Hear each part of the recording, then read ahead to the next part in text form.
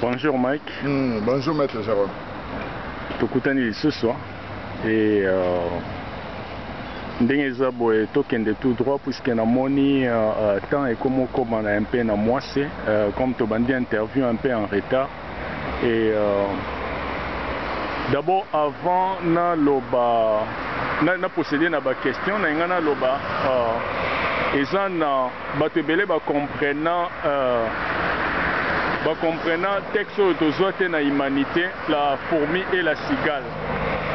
Omoni fourmi na cigale ezalaki ndenge nini fourmi abandaki kotravaille vi na ye mobimba aza kostoke badamas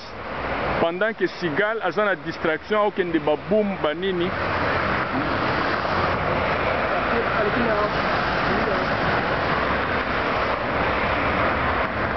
pendant que cigale abandaki kosala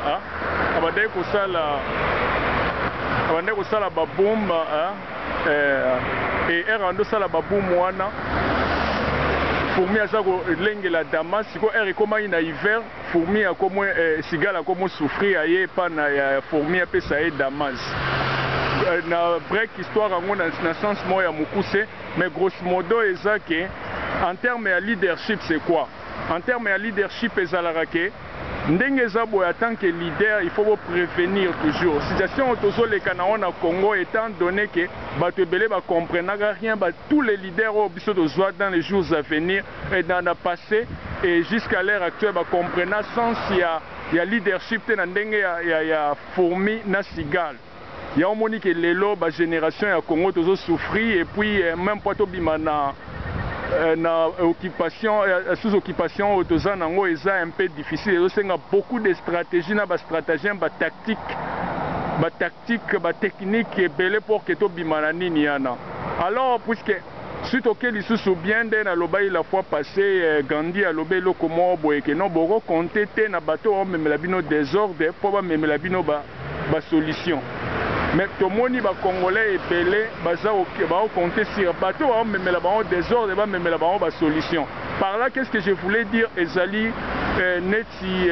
les gars qui la fois passée on a vu batu ya IDPS entre autres Jean-Marc balobai que non et envoyé spécial il y a président Trump a joué avec message mot fort pour que Kanambe a longwa na pouvoir et tout comme ça. Alors il a dit ça qui lokola ba peuple et retardé qui bateau ba comprendre raté ba revers na ba fanatique ba mona que non oui ndenge ça boye en tout cas espoir ba congolais belé zalaki na sens wana que ba même message mo boye fort mais na grande surprise era eko kutana na Kanambe akutana na Corneille Nanga et par après alobi que non ba élection ndenge za boye que ndata ba ko organiser ba élection au plus tard na 2018. Alors les Congolais vont comme un peu déçus. Pour les Congolais vont comprendre rien. Comment vous espérez battre oyo baza même la bino ba désordre même la bino ba solution. Bino mo bo moninde ba leader ba loba que non des décideurs et ba décideurs siko et loro ba même véritable décideur na makambo ya pays ezalaka yo moko congolais biso mo ba congolais de toi ba véritable puisque mutu mo ta ki ko décider avenir ya pays ou bien direction ya pays eza na maboko na biso. Alors première question ezali raconte oyo monaki ya femme wana Niki oyo akutanaki na nanga banini po na yo impression na eza ndeni le patriote Mike Mutombo za na parole. OK, merci Maître Jérôme ndo pesi na parole. Na pesi d'abord na mbote na ba patriote résistants sur na 4 coins na globe na Congo mobimba. Na pesi mbote na yemo président national na ya paroko papa honoré mbanda nzambe kwa tumba moto ya Mike. Na pesi mbote na ba mama nyonso ya UK mama na nga Rachel ya Mupwala. Na pesi mbote na yo moko Pitchen Malanda na France. Ba vrai patriote de la Congo en esprit et vérité. Mbote na bino nyonso Libisia Mundele na France bino tu ba vrai patriote ba mama o bolata pena lisola Congo na motema na bino mama na ngai Marianne Tungisa na Suède mbote ya trop. Bino mo boyebi bakati ndenge zo betama. Alors pour nous répondre na peuple congolais na motuna o tuninga na oyebta ba congolais boye. John Terra kana Kinshasa. Tant John Terra na Kinshasa administration ya Barack Obama. Ba congolais belé bolataka poche ya espoir. comme toujours ndenge maître Jérôme auti ko expliquer bino il le Congolais dans la maladie wana ko croire que bato ba memele problème de ba solution oyo bato wana o boyebi ba chilombo na mowe papa tentike bando benga ba décider ba occidentaux bango mutu ba mema problème na Congo bango mutu ba imposer tout power à dominer na Congo bango mutu ba tinda ka ba soldat ya MONUSCO ba massacrer ba Congolais ba kumisa ba Congolais bango wana batunde bazoyiba na Congo bazopiller bazokoma ba milliardaire bokanisi vraiment bango mutu ba memela bino solution bandeko na ngai ndenge John Kerry ayaka na masolo na ye pa Kanambe ti lelo Kanamba na pouvoir ndenge envoyé spécial ya Trump aye na masolo na Kanambe ndenge pe Kanamba otikala na pouvoir. Pourquoi parce que Trump aza président des États-Unis d'Amérique eza lokola train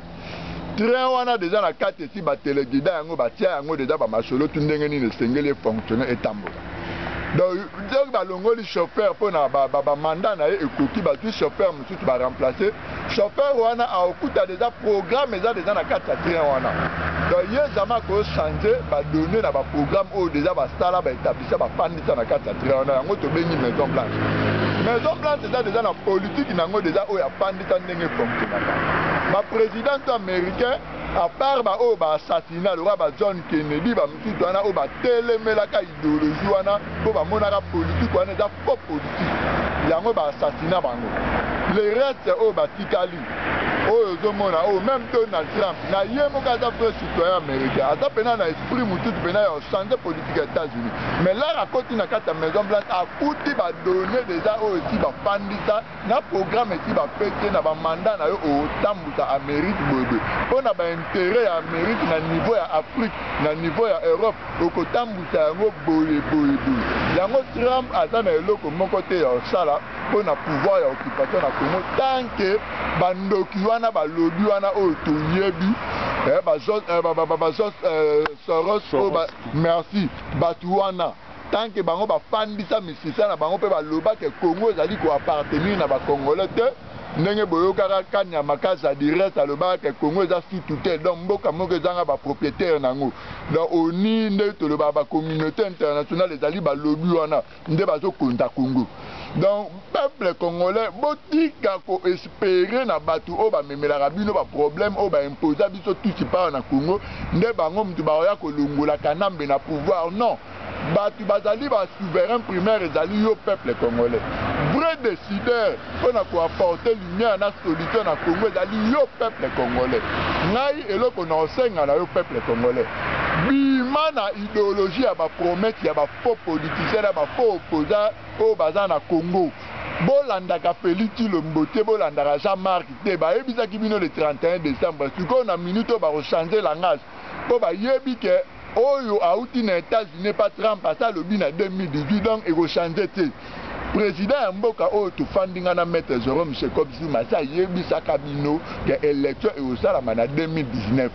ayebisaka bino mpo eza calendrier oyo euta na badécideur wana bapesaki yango anonsaki yango leka na bakendai na mois de juin donc ayaki awa na Afrique du Sud bandeko na nga bakongole bino bozo comprendre te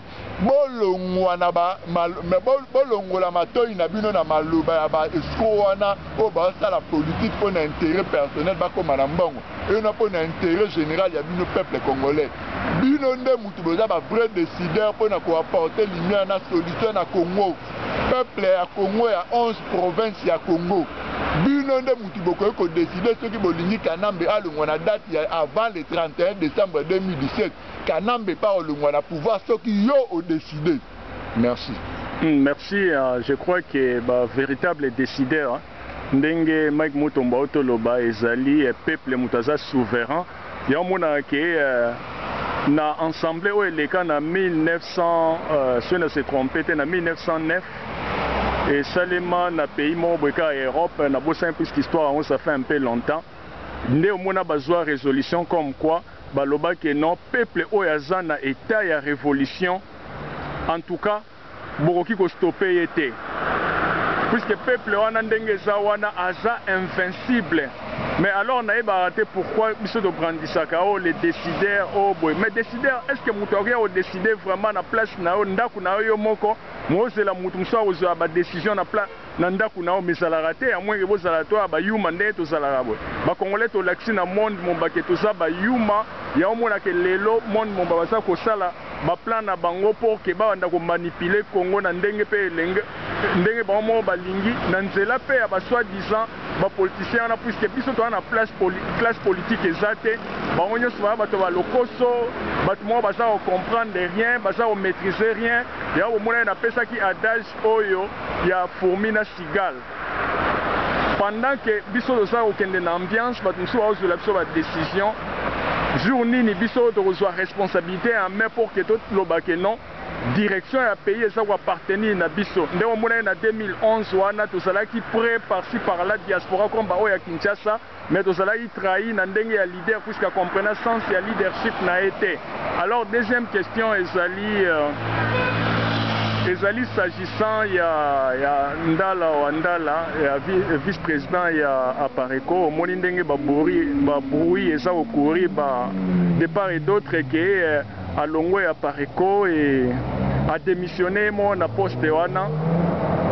et alors ba oloba ke minito ndenge zabo ya Apareco et comme que déjà na pitopale na ndenge ya ni yo en tant que membre ya Apareco et eloni no roetsa bango. Ok, merci minga na ton peuple congolais be na le bana ba résistant na ba patriote le komoko omoni na vindenge to évoluer aboye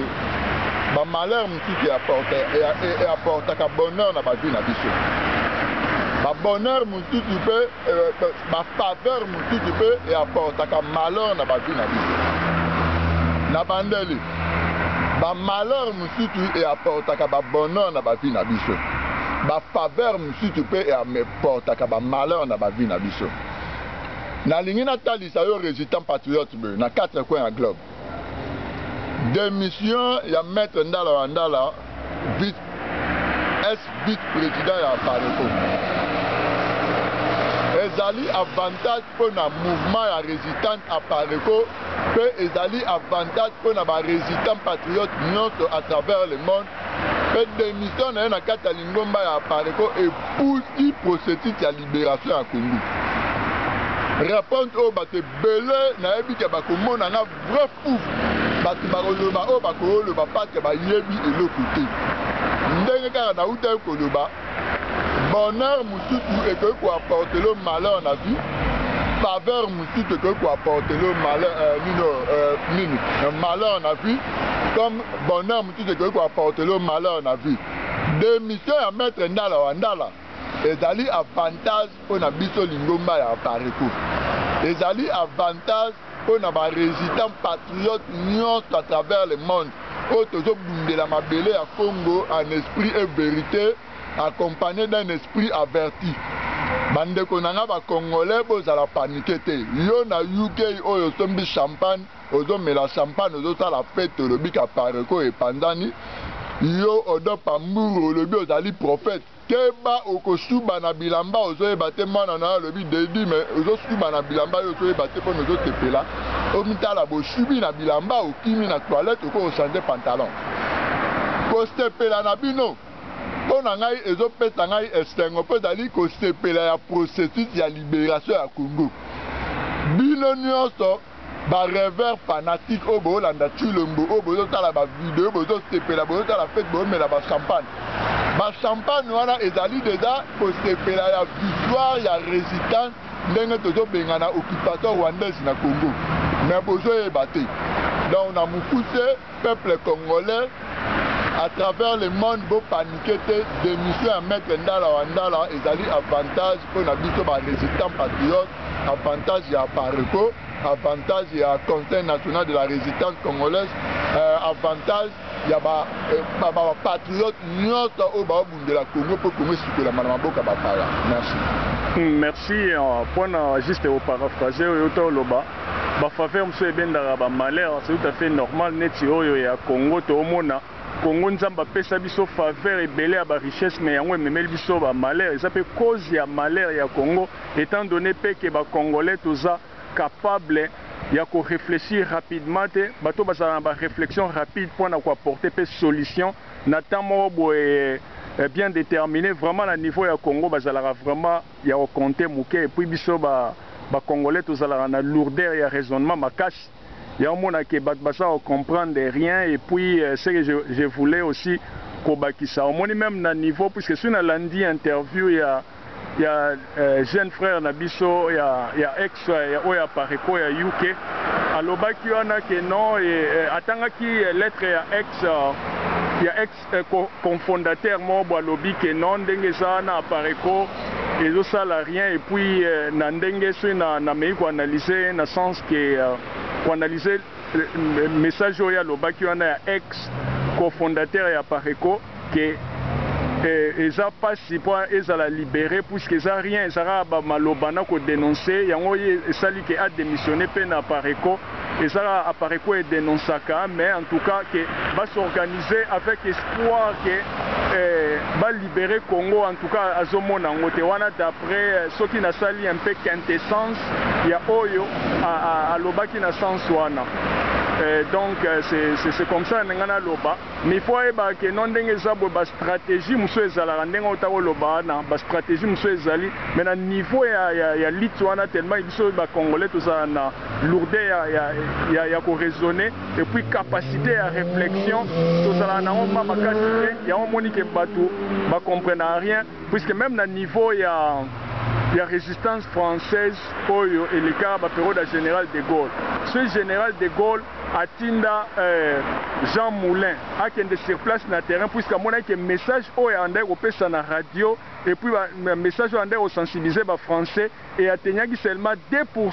à 3% de la population française yango epsaki bo Jean Moulin il faut ozonga France comme ça okende kozala relais ya message na biso ya diaspora ya résistance na bino bato boza na terrain ndo mona que Jean Moulin a sala pe conseil national de résistance na France et par après a retombé na piège ya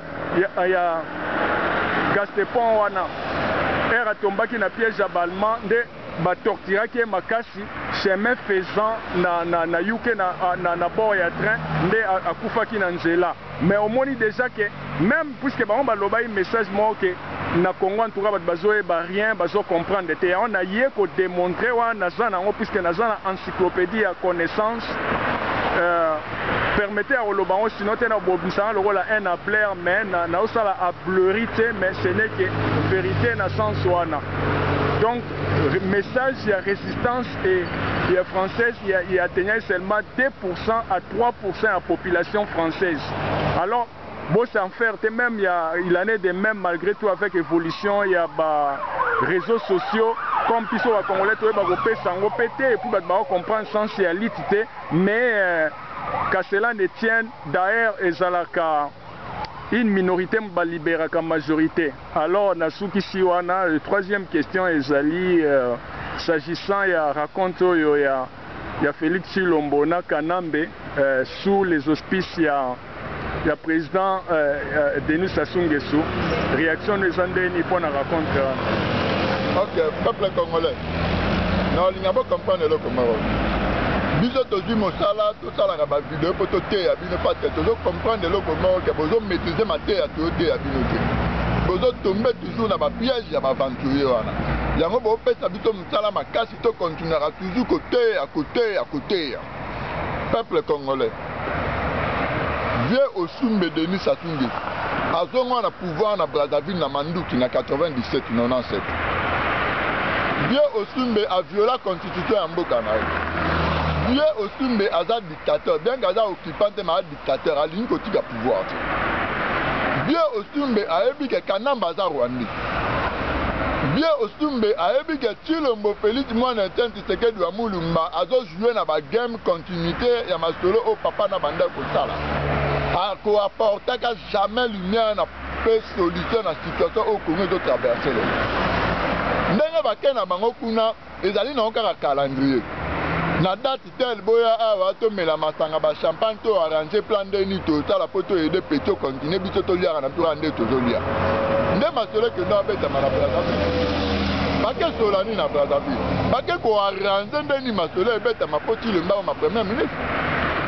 Congolais bolinga te Tshilombo comme premier ministre. Après 2018, avant 2017, avant décembre, ceux qui ont sali carte ou sali calendrier wana te que Tshilombo batia premier ministre. Avant mars 2018, Tshilombo comme premier ministre. Masolo bakenda na Brazzaville les allés na ko arranger comment Tshilombo comme premier ministre,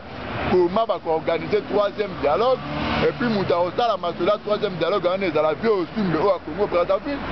Et ça clair bande ko na ngai. Bile bokanti ba ko sur la maramuni.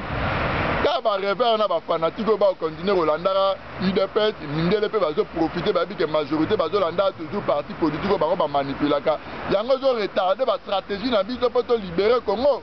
Maintenant, mettre Jérôme Mautoloba, comme minorité de libérer la majorité, de libérer Congo. Bien que la majorité a inconscient, on va continuer à Rolandara, discours à Tshilombo, n'a jamais Kaboun, Bazolandara, par ignorance, pour priver la vérité. Bazolo le kuta. Alors, biso na diaspora là, toujours tindi que la vérité, bango basosa barrière vérité na biso comme la bango na matoute. Mais to ko libérer Congo. Congo ane za biso bandeko na nga na zeta bino avant 2020. Avant 2020 de libérer Congo. Pe bo comprendre musala o honorer mbanda mboko atumba sali na bandeko nyonso ya ba résistant ndenge ekobota mbuma. Bo comprendre que ko dénoncer et ça a un impact na période d'occupation action peu et ça a un impact na période d'occupation. Merci. Merci et puis vraiment bambwebele tolobara et zanga ndenga olobaki anake vraiment basa comprendre les bisoté et ça te que par souci à kosala ba vidéo pour que toyebana et pour tokoma populaire mais ça seulement par souci à likama o et pour les biso ba congolais tout ça sous occupation et botala ndenge tout ça éparpillé partout dans le monde il y a un monde qui to créé to banda ko conscientiser peuple na biso au travers de na otaloba ba période dans la général de Gaulle bazai limité na ndinga ba radio bani mais lelo a fait que avancer il y a technologie et technologie comme technologie de pointe par-ci par-là tout ça na ba réseaux sociaux même bateau baza na Congo wana baza ko se communiquer et ceux qui même hôteli Nandenge ya relation internationale avec bateau bano bazo ça la relation internationale sur ça là on va période de la deuxième république mais comme tu actualiseras toujours connaissance ce qui a fait même à ta révolution il y a ni Égypte et ça les réseaux sociaux il y a un monde qui même dans Nandenge ya relation internationale ba tie ba impact il y a ba réseaux sociaux sur site il y a Égypte on a même des bandé où c'est remplacé nani na Taï Square wana donc ça là ndenge na alors vraiment tout ça la vidéo point na toye banate et surtout to mona pe na niveau déjà ba presse tout ça là que ba ndeko na biso mususu ya ba journaliste et ba ça ko sélectionner ba vidéo sur vidéo mo to lobby ça moi vérité au mona ba vidéo na etikara na toujours na site na biso mais ce vidéo na ba sepeli na ngweza lo la même moro noir ezana ko pesa ba ordre mo obscur que non ba ordre mo ya molili obscur que vidéo ya Mike Mutombo na maître gérant o ekota te puisque a créé ba maramusu de oh to solo ba biloko na ndenge ya ba discipline sans discipline en tout cas to avancer te sans sacrifice to avancer te sans détermination to avancer te il faut mutu nyonso azala na discipline mutu za déterminé en ce moment là même nzambe ndepso to zala pays mo bo chrétien nzamba kotia liboko alors to question na question na biso ya suka sipa avant dernière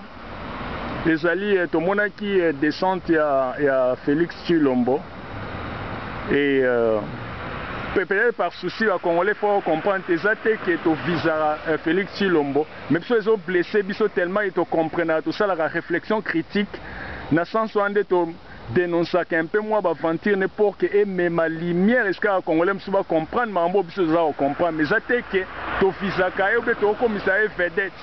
alors to monaki ake na niveau ya Katanga kuna et soit disant na Katanga kuna benga ba tenter vie na ye et puis ba policier balancé gaz lacrymogène abundi même na bangonde batumsu batiaki ba titre pour que bazwa seulement ba view na YouTube. Alors réaction na yo ezali ndenge nini Mike Mutombo les patriotes. OK, merci mi maître Jérôme na ndemo pesinga maloba. Bande kona ba congolais bobosa na rapide. Balobi na mino ya tilo mbake na katanga batante abundi na ba policier ba bloquer les gaz lacrymogène. Mais dans la même histoire au Cameroun. Cameroun a salé aventure na Kivu. Na Kivu place balanda Cameroun par ignorance. Le bazar populaire na Kivu. Mais est-ce que beaucoup de gens que Cameroun na Kivu va tenter? Que Cameroun est na Kivu va tenter Cameroun tout ça je crois qu'il y a une autre histoire. On a bien des vidéos sur YouTube. Cameroun na Kivu va tenter va sala va ventine va mettre na sala tout ça va bêta va massacre va bloquer va gaz lacrymogène. Mais tu le moulin à Kena Kivu va recevoir il va accueillir très bien. Et ça va game, et ça va jeu, dans la politique, dans le business, il y a souverain primaire peuple congolais. Oh, il y a vrai décideur, il y a destiné à Congo. Bon, dans le destin à Congo, dans la maboko, on a eu Congolais. Yo peuple congolais, il y a propriétaire, il y a mabélé à Congo. Yo peuple congolais, il y a vrai décideur, il y a situation dans le Calélo à Congo. Yo peuple congolais, il y a consommé, il y a na potato, il y a faux politicien, il y a faux opposant. Ba même la cause du espoir, peut croire na maloba na bango le kuta. Yo peuple congolais parti à l'élo, tellement doit décider le quoi le peuple Égypte, Tunisie, va soit qui na Burkina Faso. Balobi non, trop c'est trop. Mboka za abiso. Tout le matin soit mboka, ba tellement ba soit qui mboka. Yo peuple congolais c'est décidé qui doit mettre la masanga na ba bar 24 heures sur 24. Pesa ba brasserie wana embargo. Yo peuple congolais pesa ba brasserie wana embargo. Yo peuple congolais match te rezobetama Léopard na équipe moro internationale outi libanda pesa match wana embargo ko somba billet au kendo ko ta match wana te. Félix Tshilombo na katanga ba attaquer te. Eza ba jeu ba salaki. Tshilombo na makasi nini ya bundana ba police de Félix Tshilombo za makasi. Tshilombo za na makasi. Tshilombo za pere. Tshilombo za maman na pere ka le quoi père na e mowei wa tikabiso. Ba vrai ba pere. Yango tilelo ba fiana malgré popularité atikala au pouvoir te pas aller na pere na niveau moko osakana te. Même Zakari Babazo ba wa soutenir ba Rwanda ku da ina esprit belé ko le kabango par rapport à discours au sala na parlement na bangwana ndenga le ba photo tambola na Rwanda na makulu. Zakari Baba aza vrai courageux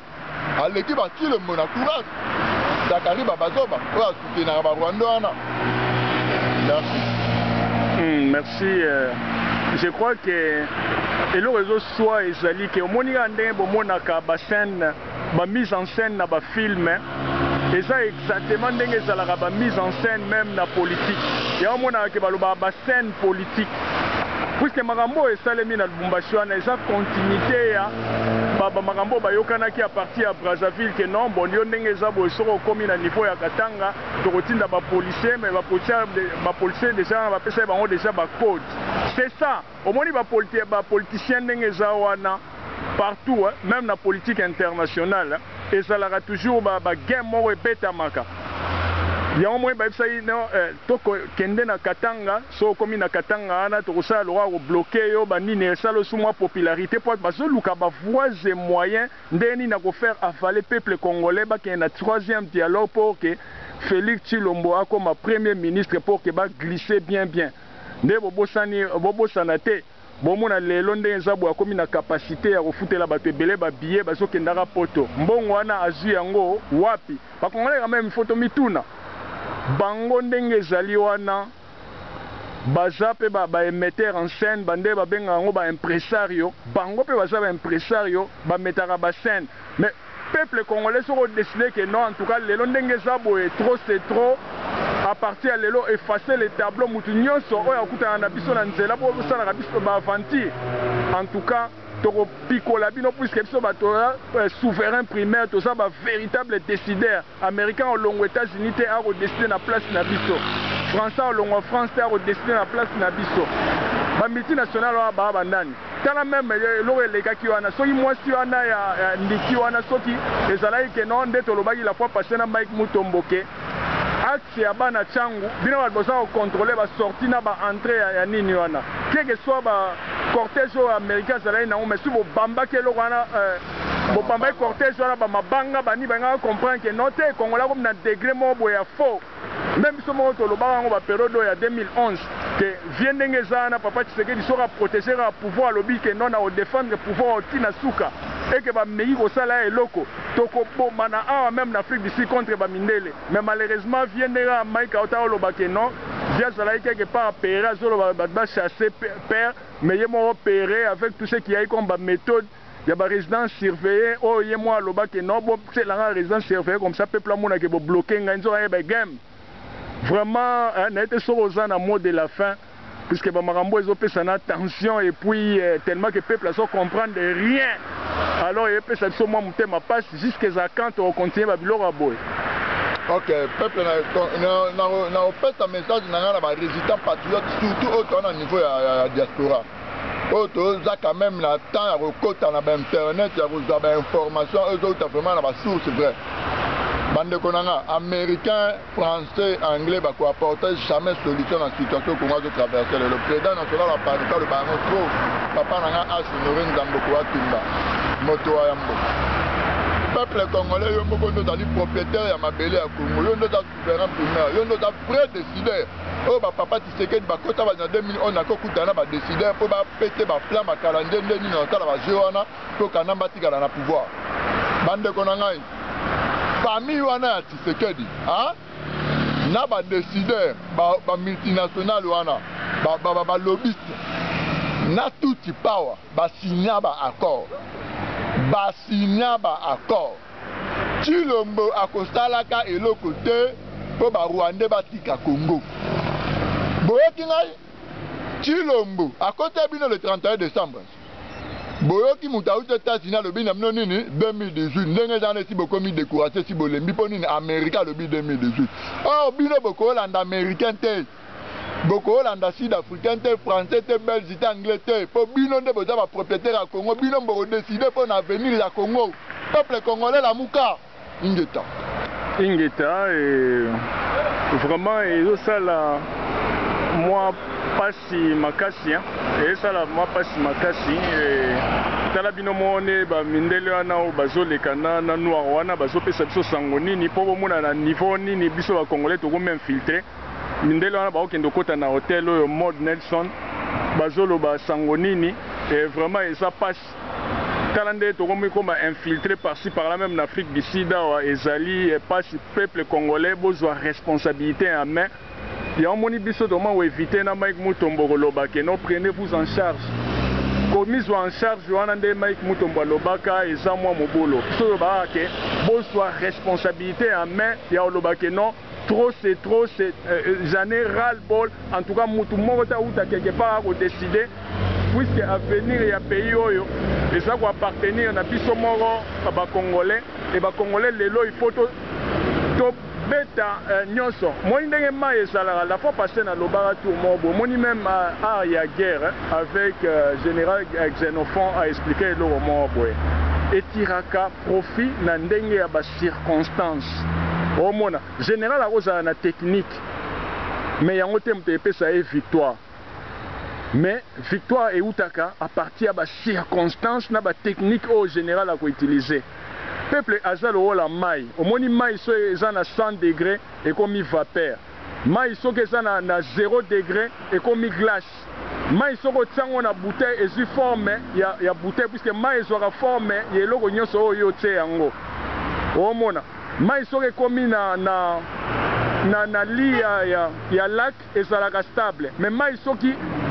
ekomi na nino na partie ya forte na tora ya forte pente eravagera babiloko nyonso lowa ya tsunami. Alors peuple aza lokola ndenge wana okoki koravage babiloko wana nyonso baambassade bamonisco bamindele bato nyonso oyo baza na Congo. O bomo na clarté que ba memela bino déjà beaucoup ravager bango puisque mai ndenge za boye mutu moda ko maîtriser mai. Alors mai eza le rôle peuple congolais a responsabilité na o main puisque oza véritable décideur yo peuple congolais. Et merci naza ko saluer lisusu ba résistant nyonso na ba combattant o ba to sala acte ba to poser acte mo boya très bien na Cape Town nawa. Moïse Matuta, Toboïte, toza vraiment une nation chrétienne, toza un pays chrétien, mais au moins à l'ère actuelle, bokende kobeta ba musique wana na niveau ya Congo ezala bien, surtout bazono baza touché directement. Mais qu'est-ce que nous avons remarqué, Moïse yo ye na Cape Town, il fallait beta musique et heureusement ba bloquer kio batu na bake même na niveau ambila habité ba ba fandara ba résident awa c'est que bino boya na ba bloquer ba distraction wana te ba ngai kutu ba beta mutu na yo wana zo déjà moi mbata, mais il faut botika ko mema biso na tentative na ba tentative ya ndenge wana eza bien te. Bo épargner biso na buzo batoloba ke concert et ko beta matin et ça la concert o eza religieux et ko beta matin ça la concert mo profane et ko beta matin vraiment si ba pesi mo boy ba même ko respecter au moins neti biso na Cape Town to ça la vraiment so ngoti afi na on risque boya lisusu te. Moïse Matuta na batu na yo boya isu na Cape Town te, si boye pour na visite c'est une bonne chose, mais boya te bo même la bat baloenge à concert ndenge ba bloquer ki bino eska combattant na saluer batu nyonso bazali derrière action wana vraiment ingeta et na saluer ba résistant nyonso, na saluer président national ya Pareco, na saluer président Régie o ya Pareco ya na Western Cape, na salué Bayi Moto, na salué Général Katakata, na salué Maître Baïgon et na salué petit nangai Maître Okito et na salué Papa Soule Mandiangu, na salué Toussaint Bouchiri,